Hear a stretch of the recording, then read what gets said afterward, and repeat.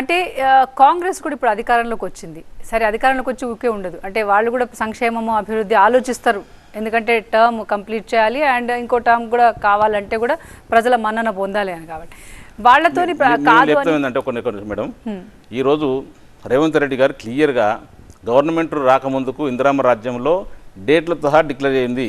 December 9 నాడు 2 లక్షల రుణమాఫీ చేస్తానని చెప్పిండు. అది చేయలేదు. ఆయన మేము అడగలేదు, ప్రజలు అడగలేదు. ఆయనే చెప్పిండు. ముఖ్యమంత్రిగా రేవంత్ రెడ్డి గారు వస్తున్నారు, ఇందిరామ రాజ్యం వస్తుంది, 2 లక్షల రూపాయలు రుణమాఫీ చేస్తానని చెప్పిండు. వచ్చే నెల నుంచి అంటే నవంబర్ ఎండింగ్ ఎలక్షన్ డిసెంబర్ నుంచి ఎవరు బిల్లు కట్టకండి, బిల్లు కట్టిర్రు. వాటర్ మాఫీ నల్ల నీళ్లకు మేము బిల్లులు మాఫీ చేస్తే మళ్ళీ అందరికి బిల్లు వస్తున్నాయి. ఇప్పుడు మూడవది అందరికీ రైతు కూలీలకు కూడా డబ్బులు ఇస్తానని చెప్పిండు, కౌలు కూలీలకు కూడా డబ్బులు ఇస్తానని చెప్పిండు. నెక్స్ట్ మంత్ నుంచే మనం చెప్పింది కాదు, తర్వాత 100 రోజులు అని చెప్పారు. మాకు కనీసం నిన్న మొన్న వచ్చిన అధికారులకు మాకు 100 రోజుల టైం ఇవ్వరని చెప్పారు. సరే 100 రోజులకు కూడా 2 లక్షల రుణమాఫీ గురించి డిస్కషన్ లేదు. కనీసం దాని వైపు అడుగులు కూడా వేయలేదు. కనీసం మన అధికారం పిలిచి 2 లక్షల రుణమాఫీ ఎంతమందికి ఉంది, ఎంతమంది రుణమాఫీ చేయాలి, ఎంత చేస్తానని చెప్పి ఆలోచన వచ్చిందా? ఎంప్లాయ్మెంట్ ఏ డిపార్ట్మెంట్ ఎన్ని ఖాళీలు ఉన్నాయి ఇప్పటివరకు దాని మీద రివ్యూ చేసినరా? అధికారులకు సంబంధించిన మీ ఆర్డర్ జారీ చేయాలి కదా. మీ డిపార్ట్మెంట్లో ఎన్ని ఖాళీలు ఉన్నాయని చెప్పి చేసిరా? అసలు ఏమీ లేదండి. ఊరికే ఈ 3 నెలలు ఖాళీ టైంపాస్ చేస్తూ ఏదో ప్రతిపక్ష పార్టీని దెబ్బతీయాలని, కేసీఆర్ గారిని ఎట్లా అని చెప్పేసి ఏదో స్కామ్లు ఇరికించాలని చెప్పేసి, పార్టీని బొందబెట్టాలని చెప్పేసి బురదలుతుంది తప్ప ఇంక అంతకు మించింది ఏమీ చేయలేదు. ప్రజలకు వరగబెట్టింది అయితే నాకు తెలిసి అయితే ఏం లేదు. We are living in two different worlds.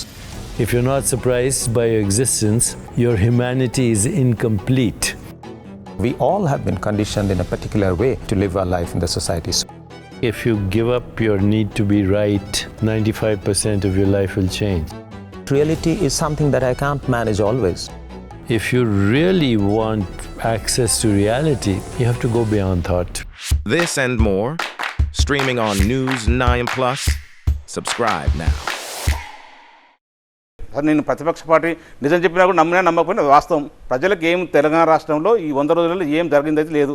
ఏమంటే ఉచిత బస్సు అంటున్నారు, లేదా 10 లక్షలు ఏదో హెల్త్ స్కీమ్ అంటుంటారు. అంతే తప్ప ఇంకే అసలు 2000 ఎందుకు ఇస్తలేదు చెప్పండి. మీరు వచ్చింది 100 డేస్ అయింది కదా, స్టార్ట్ చేయాలి కదా.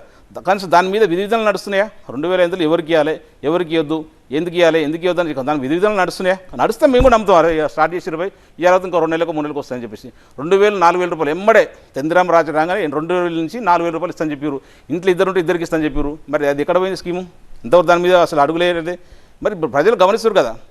ముఖ్యంగా రైతులైతే హరిగోసపడుతున్నారు. నీ కాంగ్రెస్ నాయకులు, ఎమ్మెల్యేలు కానీ, మంత్రులు కానీ మీరు పోయినా కూడా అడ్డగించి కొట్టే పరిస్థితులు ఉంది ఊర్లలో. సో మీకు ఖచ్చితంగా మీకు ఓటేసే పరిస్థితి లేదు. మీరు ఎన్ని కళలు కన్నా కూడా మీకు ఓటేయరు. కేసీఆర్ పాలన గుర్తొస్తుంది. కేసీఆర్ గారు శ్రీరామ రక్ష.